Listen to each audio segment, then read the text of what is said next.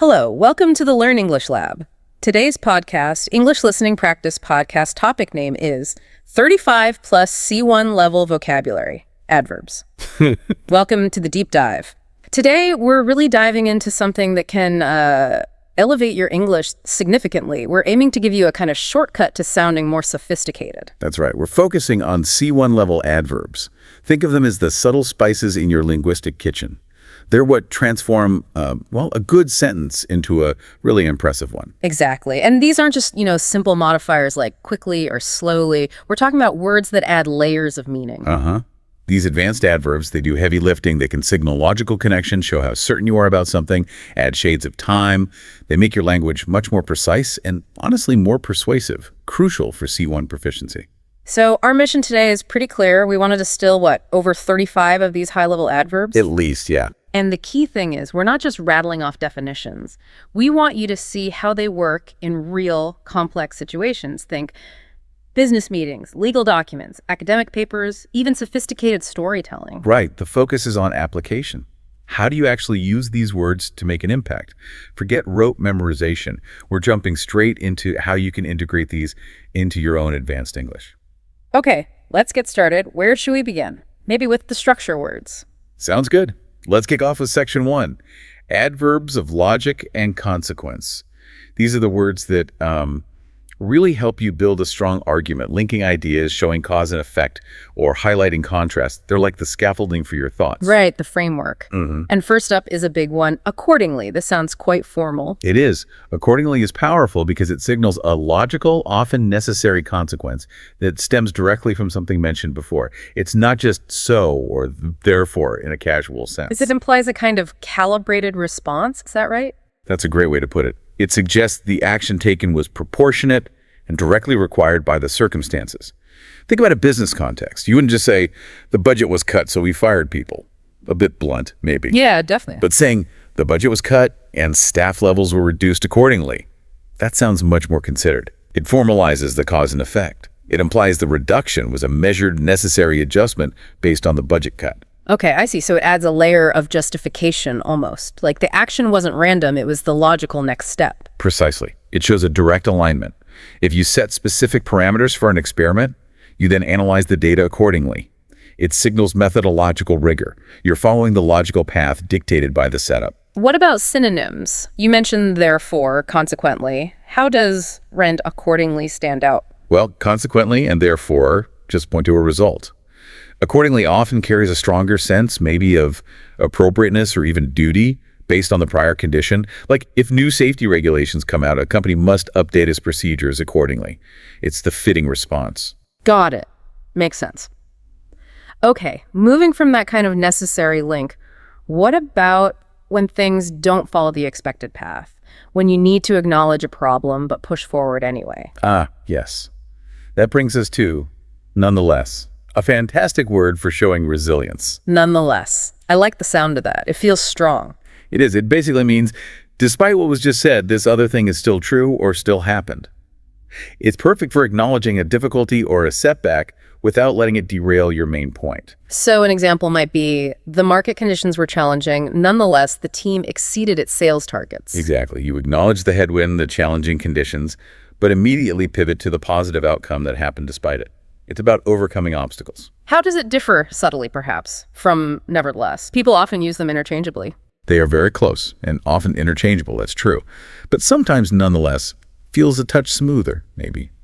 Nevertheless can sometimes signal a more abrupt contrast, a sharper turn. Nonetheless acknowledges the previous point quite clearly while still firmly stating the counterpoint. It's like saying, yes, that first part is true, and yet this second part is also true. Interesting distinction. So maybe nonetheless is good for persuasive arguments where you want to show you understand the counter arguments but still maintain your position. I think so. It builds credibility. The initial data seemed contradictory. Nonetheless, a deeper analysis revealed a consistent trend. It shows you wrestled with the complexity but arrived at a solid conclusion. Right. Okay, so we have consequence with accordingly, contrast with nonetheless. What about explaining the how? The mechanism by which something happens. For that you need whereby. It's maybe a bit underused, but incredibly useful for describing systems, rules, or methods. Whereby. It sounds quite formal, almost legalistic. It often appears in those contexts. Yes, it means by which or through which. It points to the specific process or rule that enables something. Think about explaining a procedure. Like in a contract, a system whereby payments are processed monthly. Exactly. It pinpoints the method. Instead of just saying a system that processes payments, whereby highlights the means of processing. Or explaining democracy. We have an electoral process whereby citizens choose their representatives. It clarifies the mechanism. So it adds precision when you're talking about how something functions, avoids ambiguity. Definitely. It lends authority, especially when describing procedures, regulations, or even technical systems. It specifies the operational logic clearly. Okay, let's shift slightly. What about sheer determination, or when something holds true no matter what? Then you're looking for regardless. Yeah. Simple, direct, and very strong. Regardless. It basically means don't pay attention to that other thing. This is happening anyway. Pretty much. It signals that whatever was just mentioned, risks, conditions, obstacles, is irrelevant to the main point or outcome.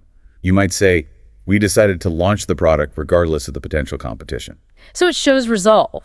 Or it can state a fixed condition, right? Like access requires a password regardless of user status. Yes, it emphasizes that the condition is absolute, non-negotiable. It shuts down exceptions. It's like saying, this rule applies, end of story, the other factors don't change it. Synonym would be irrespective, which is also quite formal. Okay.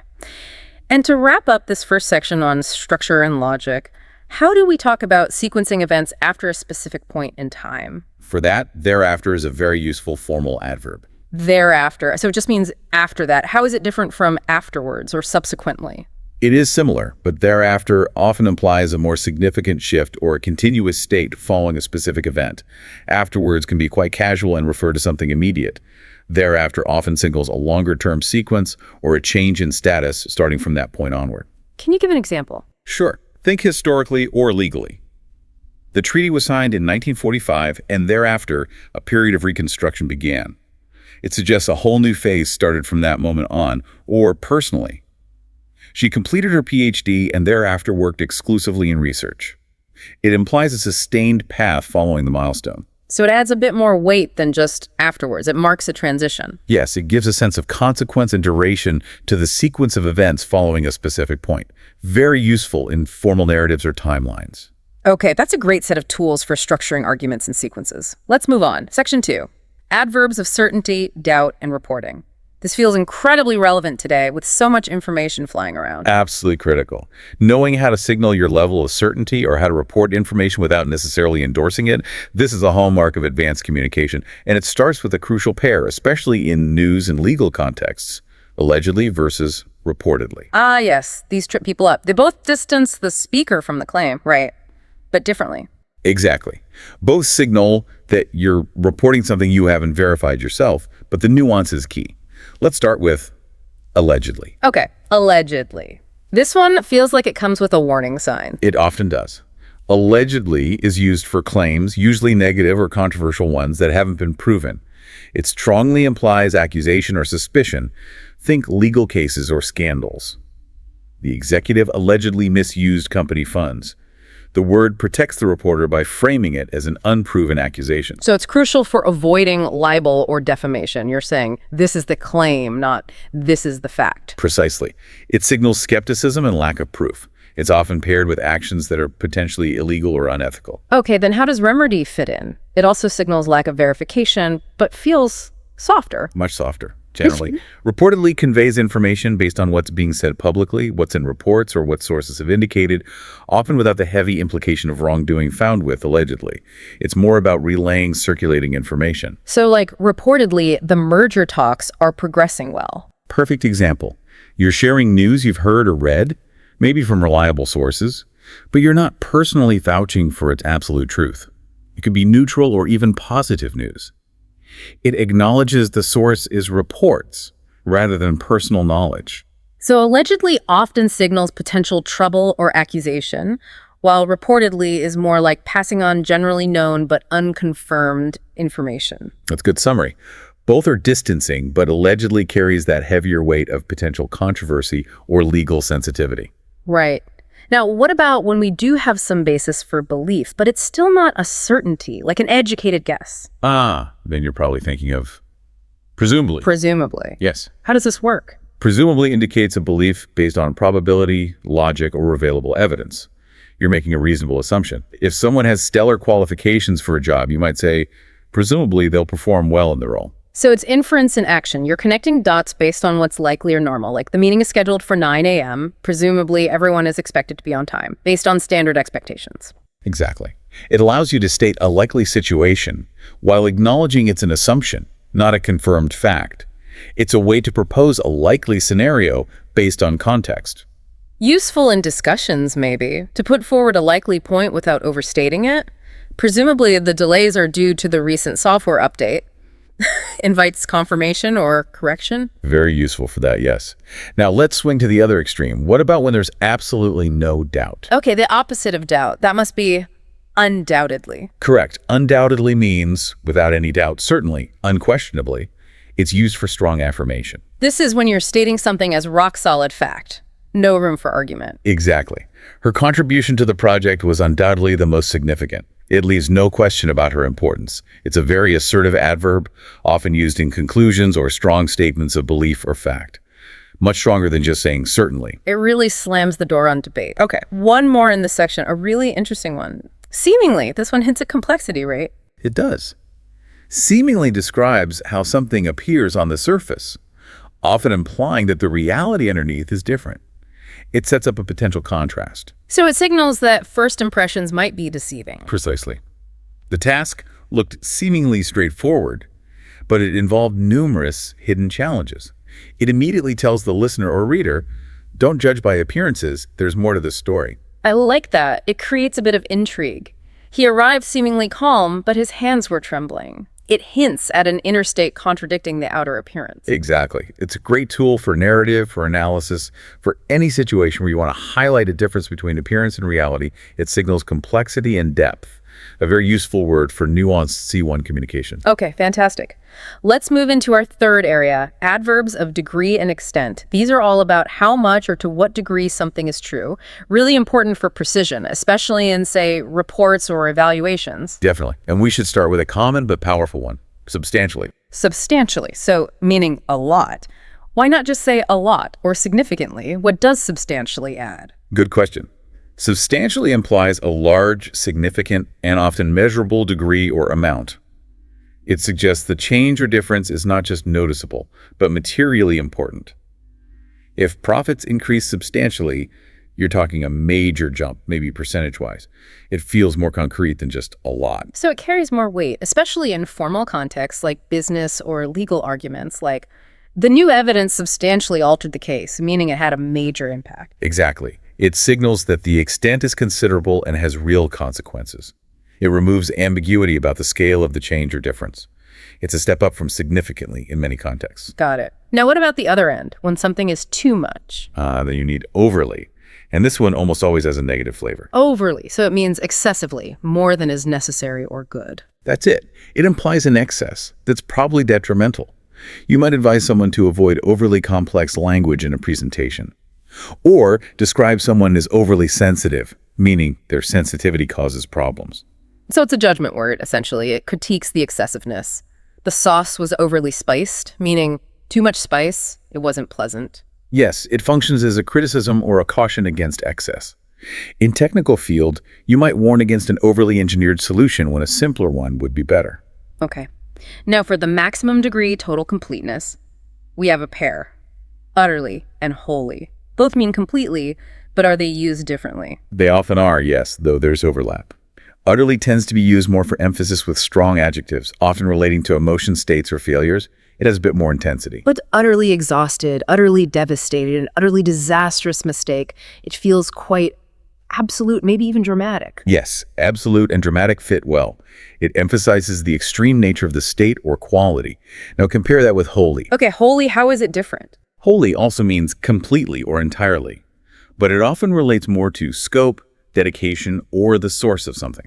It can feel a bit more analytical or formal. For example, the research was wholly funded by the government, meaning entirely, no other funding sources. Or, I wholly agree with your assessment, meaning completely, without reservation. Or, the theory is wholly dependent on unproven assumptions. Exactly. Wholly often emphasizes the completeness of involvement, dependence, or agreement, maybe slightly less emotionally charged than utterly often is. Utterly for extremity, wholly for total scope or dedication. A subtle but useful distinction. Okay, that makes sense. Now, stepping down from total completeness, what about just some, not all? For that, you have Partially. straightforward but essential. Partially, meaning in part or to some extent. Correct. It acknowledges incompleteness is vital for accuracy. The building was only partially damaged by the fire, or the project goals were partially achieved. So it manages expectations. If something is partially completed, you know more work is needed. If it's partially true, you know it's not the whole story. Precisely.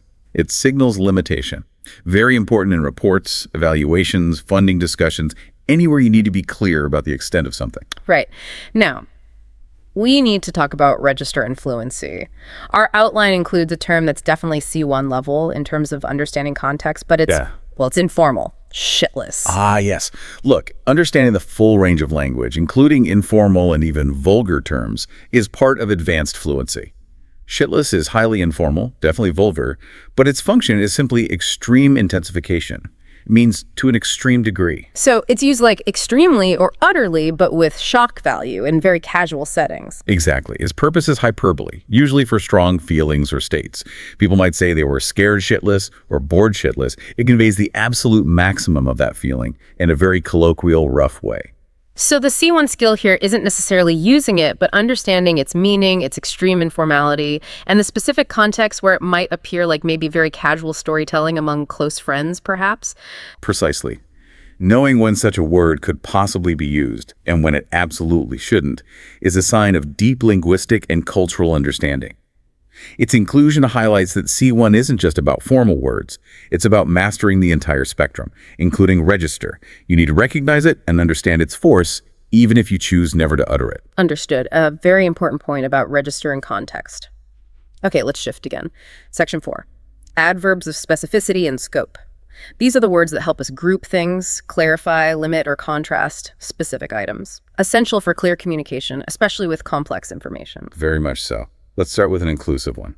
Alike. Alike. This one feels quite unifying. It is. It's used after mentioning two different people or groups to show that a statement applies equally to both. It emphasizes shared experience or impact. So instead of saying the new policy benefited managers and it also benefited employees, you'd say managers and employees alike benefited from the new policy. It's more concise and immediately signals that the benefit was shared across both distinct groups. Teachers and students alike welcome the change. Young and old alike enjoy the park. Nice. It streamlines the sentence and emphasizes the commonality. Okay, what about when we need to get more specific after a general statement? That's where namely comes in. Crucial for clarification. Namely, it sounds like I'm about to name the specifics. That's exactly its function. It introduces specific examples or details that clarify a preceding general statement. You use it to say, that is to say, or specifically. So we need to address the key challenges, namely funding constraints and market volatility. Perfect. The listener knows that funding constraints and market volatility are the specific challenges you were referring to generally. It pins down the details. Essential in analysis, reports, problem-solving discussions, it forces you to be specific. Very useful. Okay, another pair now. Focusing on restriction. Exclusively and solely both mean only, right? But how do they differ? They do both mean only or just, but they often have slightly different focuses. Exclusively tends to focus on limiting access, compatibility, or participation. It defines a boundary. Like, this offer is available exclusively to club members, meaning only members can get it, others are excluded. Or the software runs exclusively on Windows. It won't run on anything else. Exactly. It's about who or what is allowed in or what something works with. It sets conditions for inclusion or compatibility. Now, solely. Okay, solely. How does that restrict things? Solely often emphasizes the lack of any other contributing factors, sources, or agents. It highlights singularity. The decision was solely based on the financial data, meaning no other factors influenced it. Or, she is solely responsible for the department, meaning she alone has responsibility, nobody else shares it. The project is funded solely through donations, meaning donations are the only source of funds. Precisely. So think. Exclusively often limits access or compatibility. Solely often limits the cause, responsibility, or source to a single element. A subtle but sometimes important distinction in formal contexts. That's a really clear way to put it. Okay, next up, one that's absolutely vital for anyone presenting data, respectively. Oh, indispensable. This little word prevents so much confusion when you're comparing corresponding items. It's the key to linking items in lists in the correct order, right? Exactly. It shows that items in one list correspond to items in another list in the order they are mentioned. If you say Team A and Team B scored 15 and 22 points, respectively, everyone knows Team A scored 15 and Team B scored 22. Without respectively, that sentence is ambiguous. You'd have to spell it out. Team A scored 15 points and Team B scored 22 points, which is much longer. Right. Respectively allows you to present paired data concisely and crucially, unambiguously. Essential for financial reports, scientific results, any technical writing where precision matters. Definitely a C1 essential for clarity. Okay, what about minimizing something, making it seem less important? Then you might use merely. Merely. So just or only, but with a sense of downplaying. Yes, exactly. It means nothing more than what's stated, often used to reduce the significance or complexity of something. It wasn't a major system failure. It was merely a software glitch. So it contrasts with a potentially bigger expectation. He's not the CEO, he's merely an assistant. It places him lower in importance. Or, don't worry, it's merely a suggestion, downplaying its force. Right. It functions to minimize or limit the scope or importance of what's being described, a useful tool for managing perceptions or correcting assumptions. Okay. And one last one in this section, describing the main component of something. That would be Predominantly. predominantly, so mainly or mostly. Yes. It means consisting mostly of something, or for the most part. It describes the largest or most significant part or characteristic, while still allowing for the existence of other elements. So you could say the audience was predominantly female, meaning most were female, but not all. Or the region's economy is predominantly agricultural.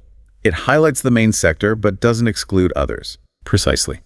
It gives the main characteristic without claiming absolute totality, which makes it accurate for describing demographics, compositions, or general trends.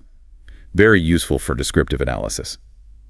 All right, moving into our final group, section 5, adverbs of perspective, rarity, and time. These really add flavor, viewpoint, and crucial context to your communication. They help shape the tone. Yes. Let's start with one that signals honesty, sometimes blunt honesty, frankly. Frankly.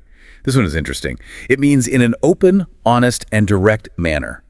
You often use it to preface a statement that might be critical, sensitive, or just very direct. It's like a little flag saying, okay, I'm going to be very straight with you now. Exactly. It can soften the blow of criticism slightly by framing it as necessary honesty. Frankly, this report isn't ready for submission, or frankly, I think that's a bad idea. You're signaling your directness. So it's a tool for, perhaps, polite bluntness. It prepares a listener for potentially difficult truth by emphasizing the honesty behind it. That's a very good way to describe it. Okay, from honest truths to life's oddities, ironically. Oh, everyone loves a bit of irony. This signals something unexpected or paradoxical, right? A twist of fate. Precisely. It highlights a situation where the outcome is strangely contrary to what was expected, often with a humorous or poignant edge. Ironically, the fire station burned down. Yeah. Or, ironically, the success of the project led to its cancellation due to budget shifts. It points out those funny, strange, or contradictory moments in life or events. It adds a layer of commentary, acknowledging the paradox. Yes, it's a staple of storytelling and commentary. Now, shifting tone again, what about expressing relief? That would be, thankfully, a very useful one. Extremely useful, especially in conversation. It expresses relief or gratitude for a positive outcome, often after discussing potential danger or difficulty. Right. So after describing a risky situation, you might conclude, thankfully, everyone emerged unharmed. It provides that positive resolution and signals your relief. Exactly. It's a great connector. It allows you to acknowledge the negative potential, but pivot smoothly to the positive reality.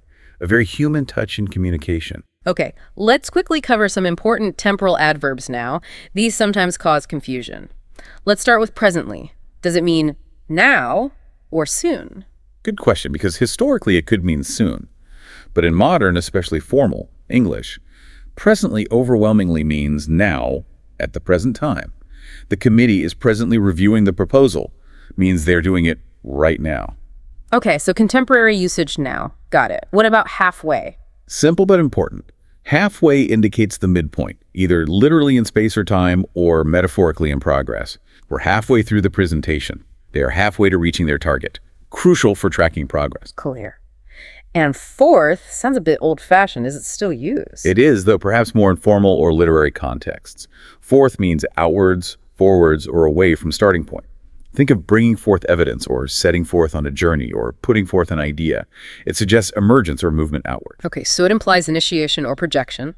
And seldom. Seldom simply means rarely or infrequently. It's a more formal alternative to rarely or not often. Seldom do we encounter such clear skies in winter.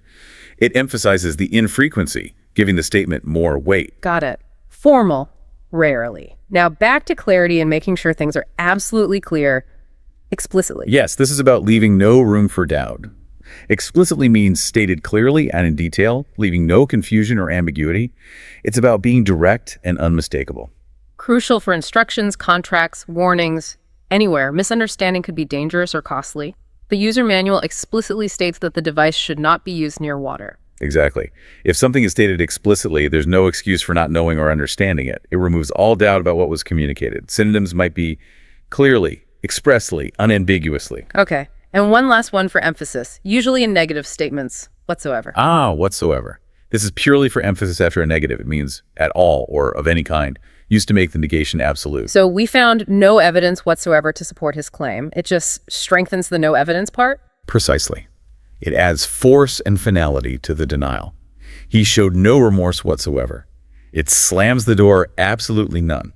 It confirms the completeness of the negative. Wow. Okay, we've covered a huge amount of ground there. We really have taken a deep dive, haven't we? From logical connectors like accordingly and whereby, through nuances of certainty with allegedly and presumably degrees like substantially and utterly, the precision of respectively, and even understanding the context of informal extremes like shitless. We certainly have.